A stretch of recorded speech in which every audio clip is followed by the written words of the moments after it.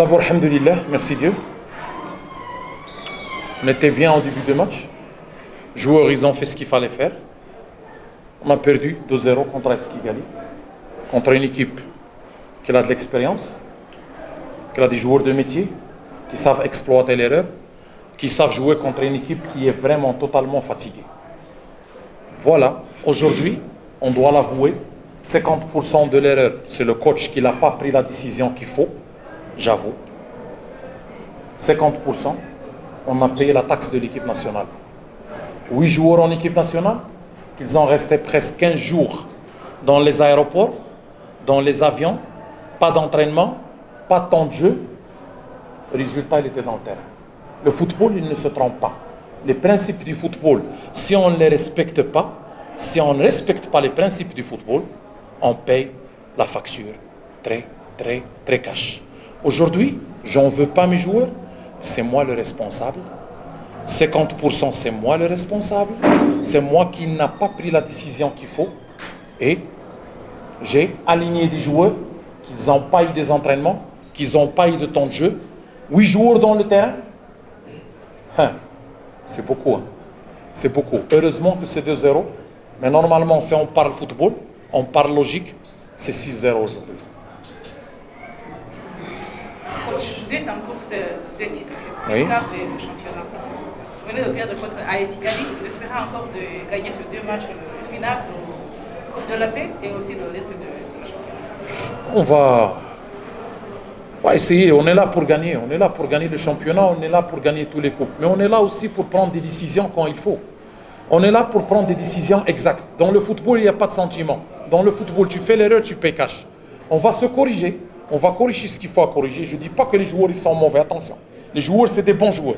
Par rapport à ce qu'ils ont vécu et ce qu'ils ont montré aujourd'hui dans le terrain, ils ont fait un grand travail. Mais ils ont été à 30%, 35% de leur capacité.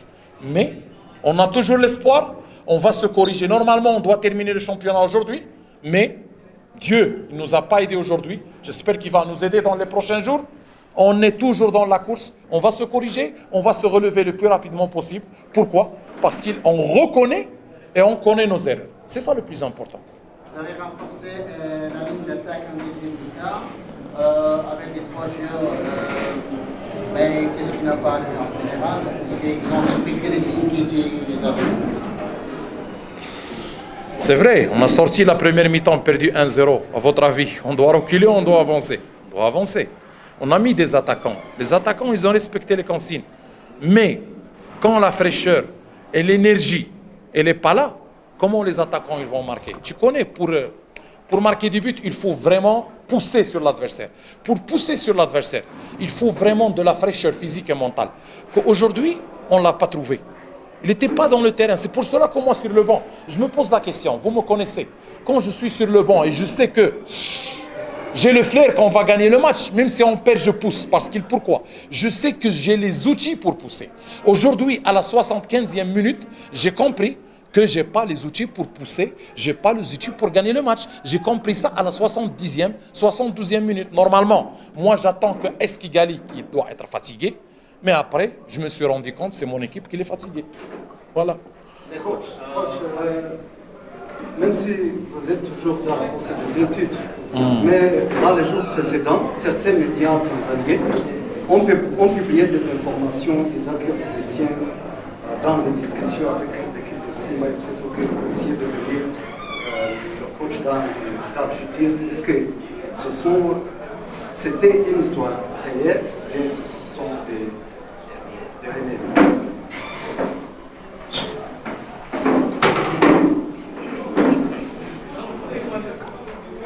Moi, je vais donner une réponse à cette question. Réel ou pas réel, ça appartient à moi, ça appartient pas à vous. C'est moi le concerné. Ça, c'est un. De deux, ce qui vous concerne ici au Rwanda, c'est pas où il va aller coach Adil. Comme mon coach Adil, il va terminer avec le APRFC. Simba au Tanzania, c'est leur problème. Ici, c'est APRFC. Vous devez me parler de choses qui concerne le pays de Rwanda et le APR-FC. Ça, ce n'est pas le problème de qui que ce soit. Ça, c'est une affaire personnelle. Réel. Pas réel, c'est une affaire personnelle. C'est moi. Deuxièmement, je vais répondre pour la 3e fois à cette question. Moi, je suis un homme avec des principes. Il y a 3 hommes qui vont me dire et qui vont décider sur mon avenir. Général James Kabarebe, Général Kazourla, Général Moubaraka. Point à la ligne. Coach, c'est votre dernière année à PLFC. On ne sait pas si vous allez renouveler le contrat ou si vous allez partir. S'il y avait quelque chose que vous pouvez dire à PLFC comme un conseil, qu'est-ce qui pourrait changer dans l'équipe? Oui, mais on va changer quoi? On a fait une année exceptionnelle et on est toujours dans la course. Avec des joueurs rwandais, avec des jeunes joueurs rwandais. Vous savez très bien les noms, profil des joueurs, la qualité des joueurs. Aujourd'hui, qu'est-ce qui va changer Aper? Aper est dans le bon chemin. Aper, il est dans le bon chemin. Il a lutté pour le titre, il lutte encore pour le titre. On va tout faire pour le gagner. On est en finale de la Coupe de la Paix. On va corriger quoi? Avec des jeunes, Attends, on est 9 en équipe nationale. Mais on est dans un projet, on est en train de le construire. On est en haut de tableau au Rwanda. Avec une équipe rénovée à 80%, 90% des joueurs de l'équipe nationale, c'est des joueurs de APR. Mais attends, APR, il forme pour l'équipe nationale. APR, il gagne les titres. Après, il fait le scouting national, il ramène des jeunes joueurs et il est au haut de tableau. Après, il est en finale de la Coupe de la Paix. Après, cette année, il a sorti contre le champion en titre de l'Afrique. Qu'est-ce qu'il va corriger après? Moi, je ne comprends pas ce qu'il va corriger. On est bien. On est bien, on va rester sur ce chemin, on va développer ce qu'on va développer dans quelques secteurs du jeu pour être plus performant, pour s'installer plus et à l'aise. On va faire grandir nos joueurs, mais après... Elle est dans le très très très bon chemin. Voilà, si vous analysez le noyau de l'équipe nationale, combien de joueurs? Si vous analysez le noyau de l'équipe de APR, combien de joueurs en équipe nationale? Si vous analysez les équipes ici, le top 5 de Rwanda, combien de joueurs de NRA? Combien de joueurs de APR qui étaient APR dans l'équipe top? APR, il fait un grand travail. Voilà. Tout à l'heure, c'était une connotation à la fatigue. Est-ce que avez-vous tenté de négocier avec les autorités, avec la fédération, de rencontrer des matchs pour que ça se joue au moins les mardis ou les mercredis pour que les joueurs récupèrent?